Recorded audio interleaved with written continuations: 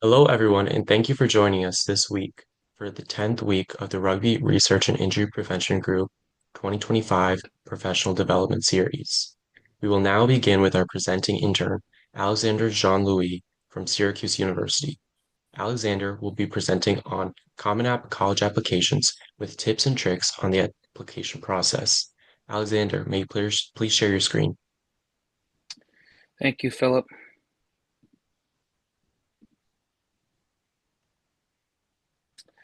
Hi, my name is Alexander Jean-Louis, and this is my presentation on Common App applications. Here we go. So first off, what is the Common App? It's a college application platform. It's used by more than 1 million students and home to over 1,000 colleges to apply to. So it's very universal, and many colleges use it. So it puts everything in one place. It helps first time and transfer applicants to apply to more than one school at once. So it keeps everything honed in. It doesn't make it too time consuming.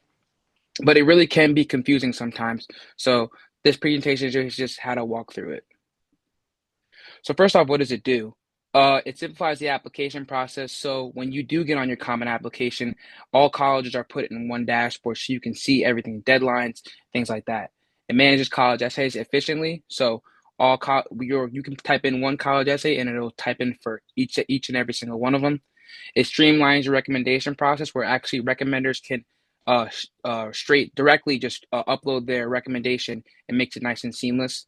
It includes fee waiver options. So obviously we know applications cost money. So they offer abilities to bypass it and therefore get a free application. And fifth, as I said before, it provides deadline management. So when you're looking at your dashboard, you can see all the deadlines and things like that.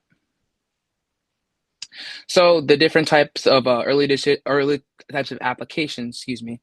First, we have early decision, which is a binding agreement where you and your guidance counselor you sign an agreement saying if you get accepted to that certain school, that you will go there. But sometimes schools offer a financial bypass. So if you are unable to financially pay for the school, you are able to opt out of your early decision.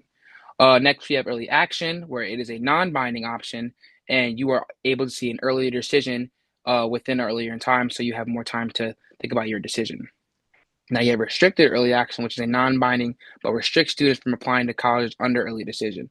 So, practically the same thing as early action, but refuses you from fully committing to another school. Next, we have rolling admissions, which is our applicants are used as they were received, so there's no deadline for these. You can pretty much submit it as whenever you want, whether that's from September or August all the way to when they open up till June when you're about to go to school at your school. Then we have regular decision, which is around January in that sort of realm, and it's a standard application deadline in which you just submit it right on time. There's no earliness, you're not late, you're just kind of like a meeting in the middle. And then we have early admission, which allows for high school juniors to apply for early college enrollment. Uh, so there's some notable dates for the Common App. The Common App opens the next academic season, August 1st every year. So every August 1st, the applications are up. You can see the essays for each school, and you can really get a head start before even school starts for you, and you can really hit the ground running. You have early action slash decision actions are due are October in the October and November months. So right about like a month after school, you have these applications coming up that are due, and the regular decision applications are due in about January, so you have a little bit more time. The early to action decision just if you want to get it done a little bit earlier. Also, this process is very intricate, so it's essential that you have these sort of that have these tools in order to make it just that much more easier. So first is a copy of your high school slash college transcript, which is a list of your grades and the thing which is given to you by the school. A list of your activities because you want the school to know a little bit more about you outside of the classroom. You want them to know like maybe you babysit somebody, maybe you do a sport, maybe you work somewhere, so things like that. Your test scores, which is your SAT, ACT. Some schools are test optional, well, but most schools are test optional actually. So, but having these on standby is good for you, is good as well. Parents has legal guardian information. Sometimes these schools will ask your parents' occupation, how much they make in a year, which is your FAFSA, which also you need to apply for. And just having that ready for you is also good. And your academic honors slash achievements, so how well you've performed in the classroom and what you've done over the course of your 4 years of high school or 4 years of college. Next, you want to create this is how to create an account. So basically, you create an account and choose your student type. If you haven't attended college, select first year student. If you have college credits from dual enrollment high school courses, you should still select first year student. If you have already attended one or more colleges after graduating high school, select transfer student. We also have a separate transfer student guide to help you out. Creating login credentials is pretty easy. When choosing an email address, make sure it's one that you check regularly so you're able to see the updates and whatnot. Do not use inappropriate language. So you want to remain professional in this setting. You will have access to it after you graduate from high school. So make sure, because they'll still email you afterward. Just make sure you have it handy with you. And to complete your registration information, we will need some background information, just stuff about yourself like your name, home, phone address, and date of birth. Just a simple thing that you should probably know. So how to add colleges, it's pretty easy. You can open the college search section and you can filter by all these different filters, whether it's state, enrollment term, application deadline, fees, writing requirements. It's easy. You can just it's literally a click of a button and you're able to see a plethora of schools that fit to your needs or your major or student type, things like that. Second is gauge supporters. All colleges need things like school forms. Many colleges also ask for letters of recommendation. So these are a few ideas where you can get recommenders from, which could be your counselors, so people who have organized your classes and whatnot.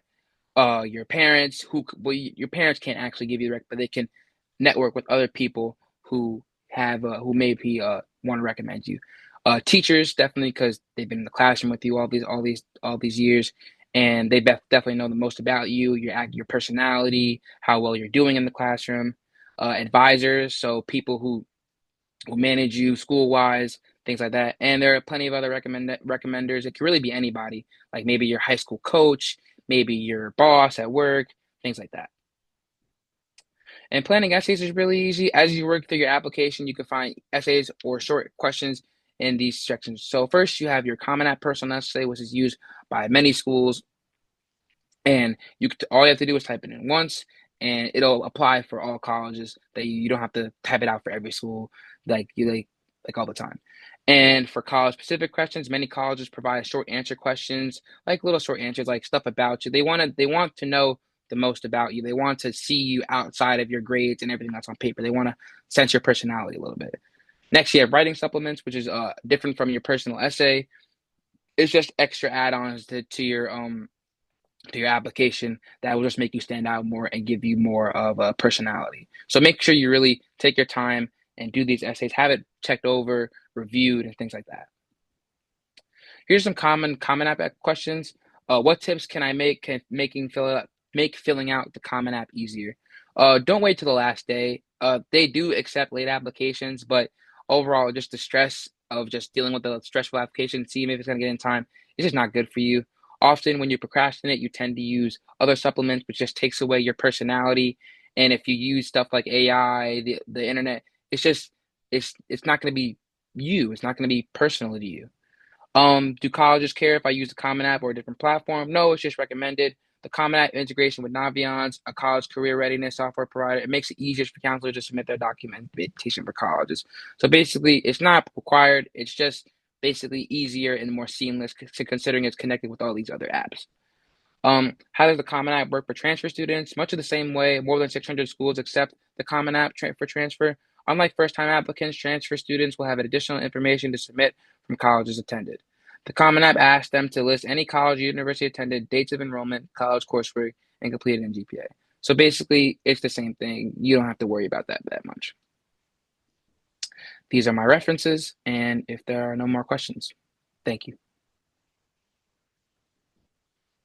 Thank you very much, Alex. I think that that's a very good point you make about the Common App and how you should really make sure that you're present that you're making your supplementals ahead of time, especially as the application opens in August. You want to be right on top of those supplementals because they can take a long time. And once your school starts, either if it's at the end of August or at the beginning of September, to make those deadlines, you want to start as early as possible, and you really want to have as much time to revise as possible because as long as you have a draft, the more time that you spend revising will just make your essays better and better. So definitely starting early is a great point. But I think that that was a great presentation, and I want to thank you and everyone else who was on our call today. We thank you for joining us for the Rugby Research and Injury Prevention Group Professional Development Series. Thank you for joining us.